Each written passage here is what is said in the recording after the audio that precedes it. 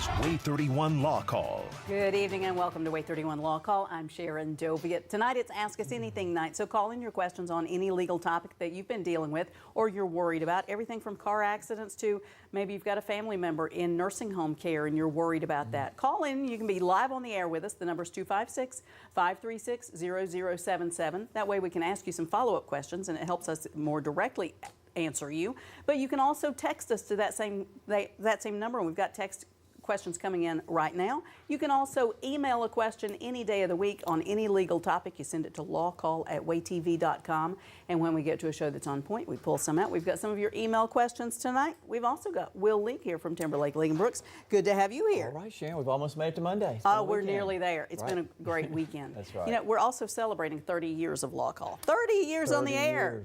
Answering people's questions.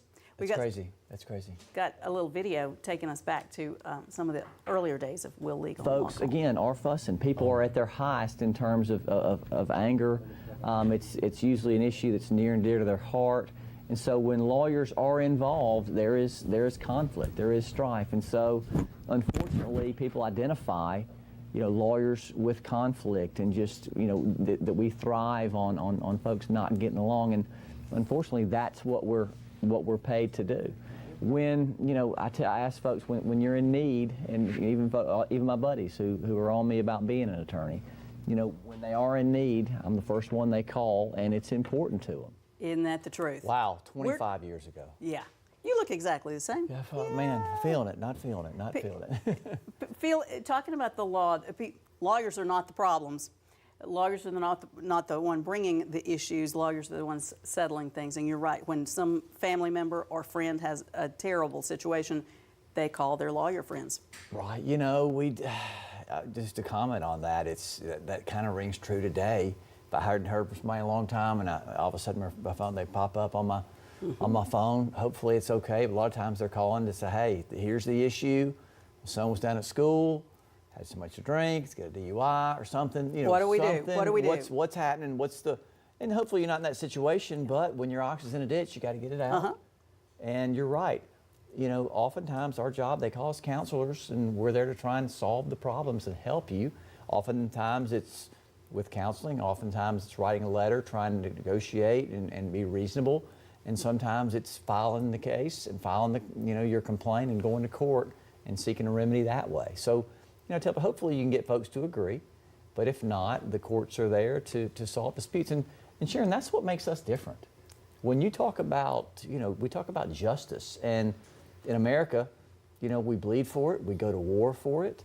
When we talk about justice, we kind of sit up a little bit taller in our chair. It makes us different from a lot of places in other countries.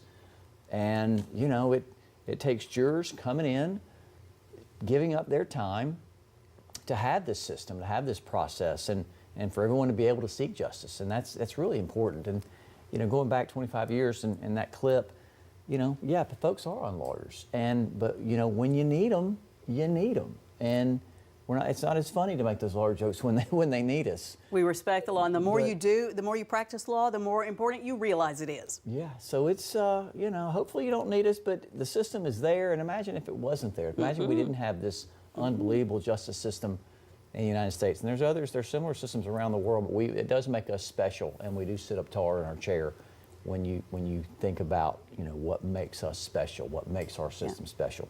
And that's the truth. And the law keeps changing. Okay, there's a change with Governor Ivey's law about eluding police. What's changing with the law with this? So last few weeks she signed in Bill SB 233.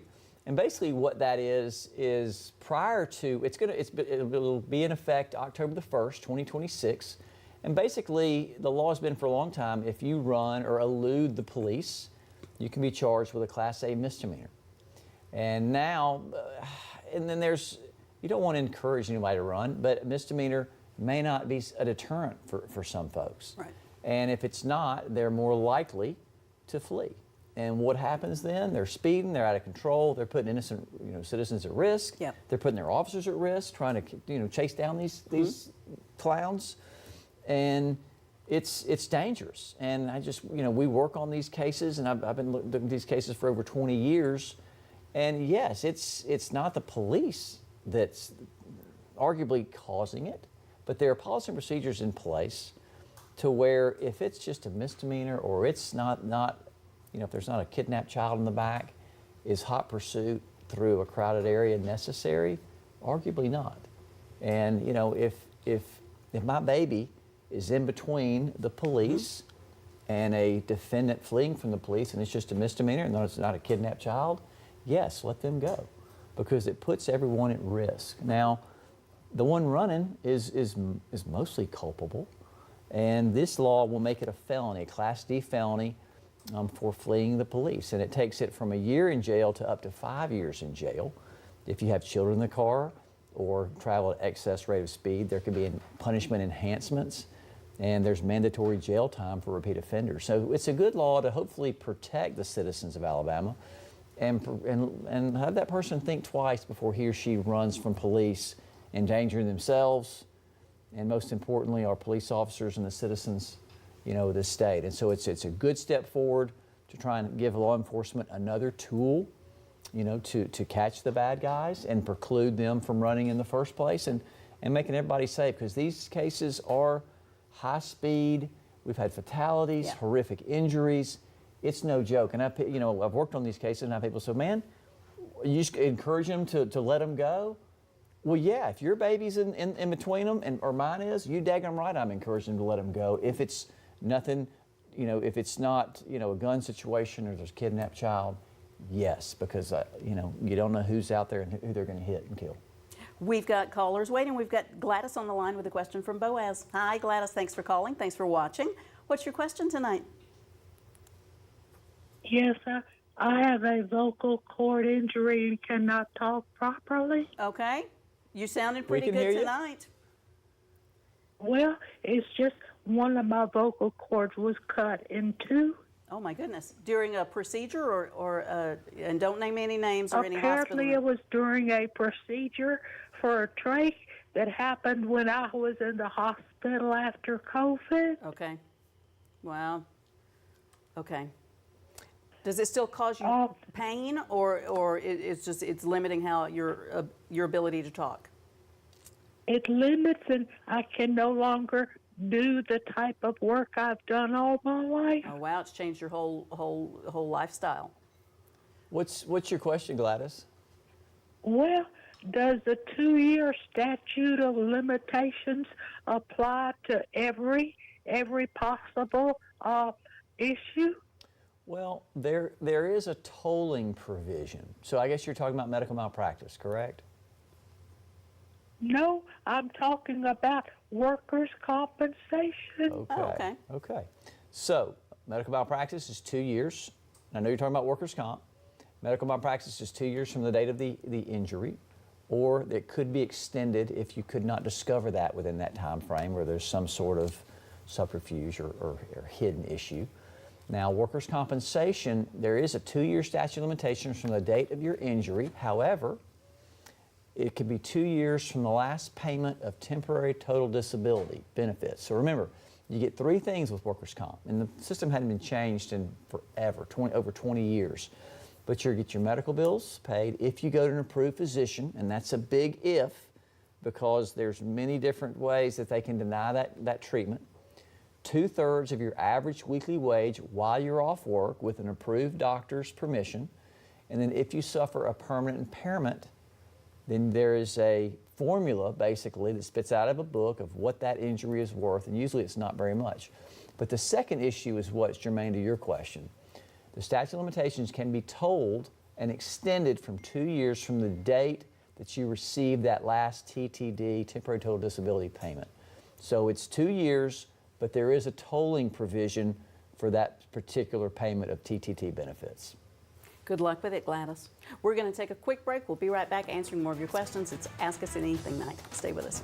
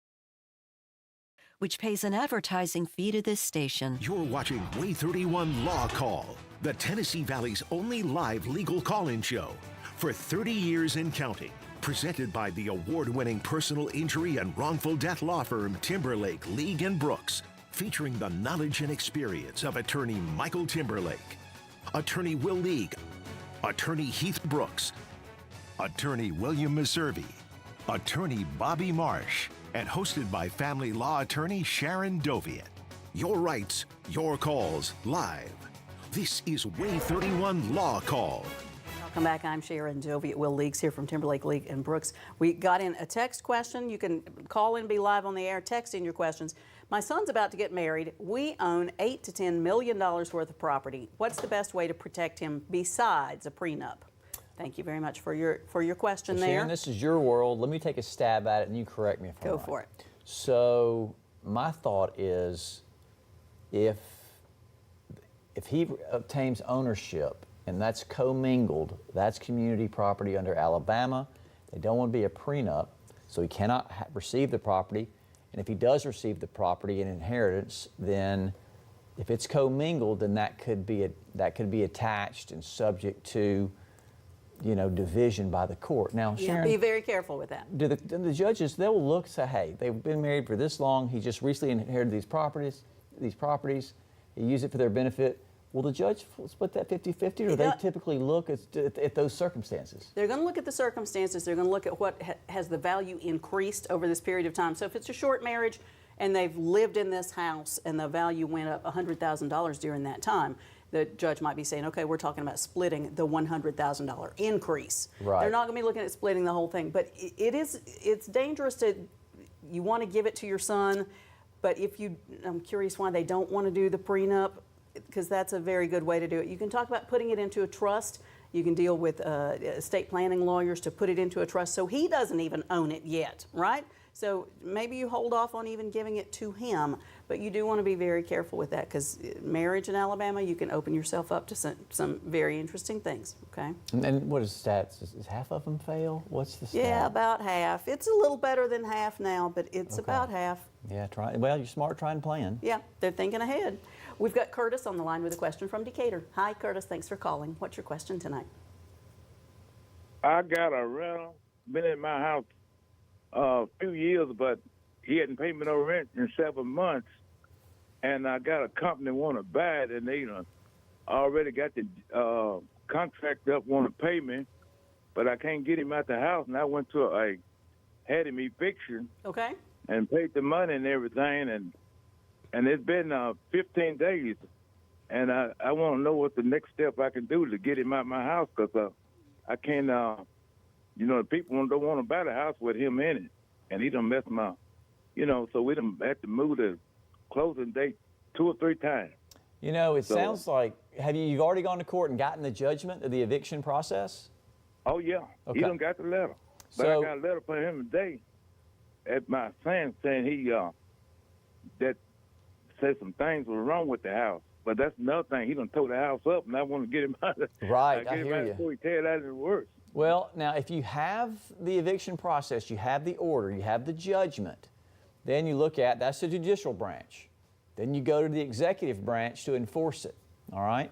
So go to your local sheriff's department and say, hey, here's my order. I'd like to set an appointment for a forcible eviction. And because you have that order, then you have the power for the police, the sheriff's department to enforce that eviction. And so I would go down and make an appointment with them, say, hey, here's my judgment. I need this enforced. And look up, there's some procedures that sounds like you've been through most of them and you're close to the end. So hopefully they'll go and help you. Well, they will evict. You don't go do it yourself, because that's for the executive branch, that's for the police. Yeah. I would think that your eviction lawyer would be telling you, okay, here's the deadline, and when we cross that path, that's when you're going to contact the sheriff's department, or they may help you do it. We've got William on the line with a question from Decatur. Hi, William. Thanks for calling. What's your question tonight? Hello? Hey, William. William. Yes. What's your question tonight? Thanks for calling in. I need to ask. Yes, sir? Looks like we just lost I him. think so.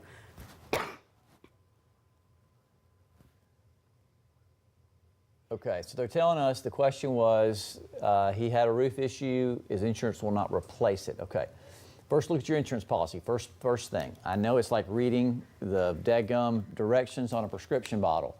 However, you got to go in there and find out what they cover and what they don't. Recently, we've been handling a lot of hail damage claims to where, I think it was in May, we had that hailstorm, a lot of roofs to be replaced, but a lot of denials as well. So they'll come out, send an adjuster, make an assessment as to whether or not they feel like the damage is coverable under your particular policy.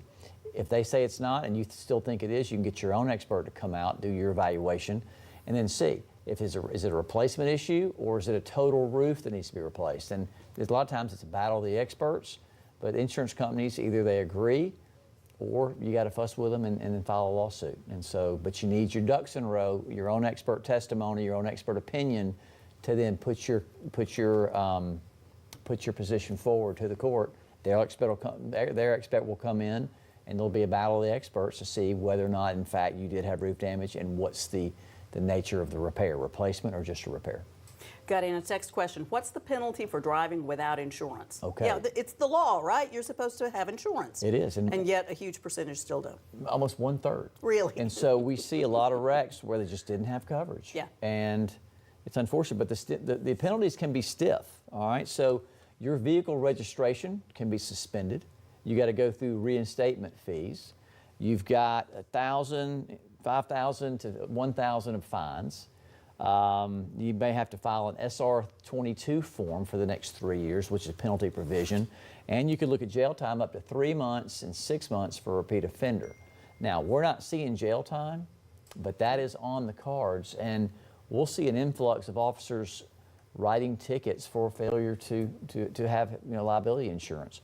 And sometimes you go and say, hey, I just forgot my card that day, I didn't have it. And you can prove to the court that you had it. Oftentimes they'll waive that ticket. But if you don't have it, then those penalties can apply and they get expensive. Your car's not registered, you're driving without registration, and then you get pulled over again, and it gets serious. Yeah. It sure does. Text question in, dental implants gone wrong. What kind of lawyer do you go to? Is that a medical malpractice case? It can be. Dental? It can be. So that's a skill that you would have to have an expert come in and testify.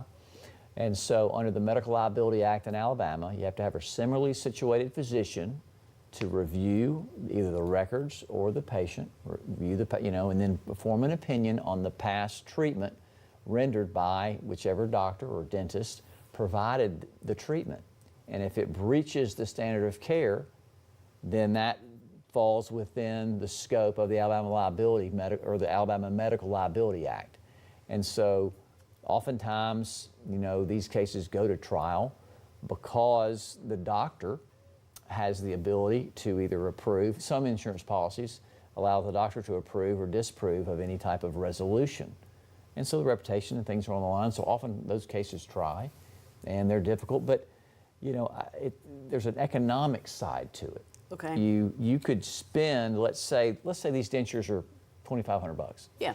And you spend $10,000, $20,000 on an expert. The other side spends money on an expert. You win the case, but you just get your $2,500. So unfortunately, there's an economic side to where it's just not financially beneficial to pursue those actions. I don't like giving out that legal advice, but you want to be straight with folks that, you'd win, but you'd get $1. And so is it worth going through the time, effort? It might. I just don't know what the injuries are. But oftentimes those cases fall in the realm that would cost more to prosecute than the case would be ultimately worth. And that's difficult for plaintiffs to hear because they've been wronged in some way. And we talked about justice at the beginning of the show. And that's not justice. It's an expensive process, but it's not a unflawed system. Got in a text question from viewer Carolyn. Carolyn says she watches every week. Thank you, Carolyn. Right. She says, if someone built a garage on 25 feet of your land around 14 years ago, and you're just now getting your land surveyed, what can you do? Are we past the point of no return, maybe? I don't think so. That seems like a long time. But again, adverse possession. Let's go back to law school, right? So if we're neighbors, I put my fence on your property, pay taxes on the property, and I'm open and obvious for 20 or so years, I think it was. then it becomes my property, which is kind of weird. But that's what adverse possession says. However, if it's not open and obvious, you didn't know about it, the other person wasn't paying taxes, I believe you would be able to remedy that situation by saying, hey, they're on my property, they're trespassing, and thereby, you know, you could get your damages or the boundary line or have them take their fence out or whatever the issue was. There may be a statute of limitations issue, but I don't think you can just come on. I don't think 14 years is going to do it. Now, we're going to have to check the books on that one, but that's my bet on LawCall at 10:45 on a Sunday night. It's a good reminder for everybody. You want to be good friends with your neighbors. You want to be friendly. But if they start to build something, it may be time to speak up and spend the money and just double check before we go too far. It usually comes out with a survey and put them on notice, and hopefully you can work it out. But you know, there are courts.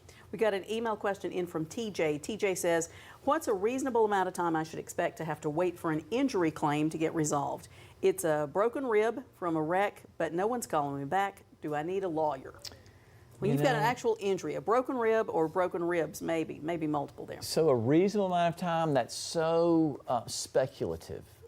We look at a lot of car wreck cases. We try a lot of car wreck cases, resolve a lot of car wreck cases. Most of the time, we do not enter negotiations without knowing exactly what the client or patient, what their ultimate treatment is and what their outcome is. Because if you're playing poker, you don't know until you get all 5 of your cards what the value of that injury is. So it's difficult and treacherous to settle that case quick. Let's say the rib, you know, it takes 6 weeks to heal. Did it puncture a lung? Was there a pneumothorax? Was there's, you know, hey, if it heals up, that's great. You can go ahead and make an evaluation, but you want to make sure you finish all treatment and you know exactly what you're dealing with. You could be in trouble.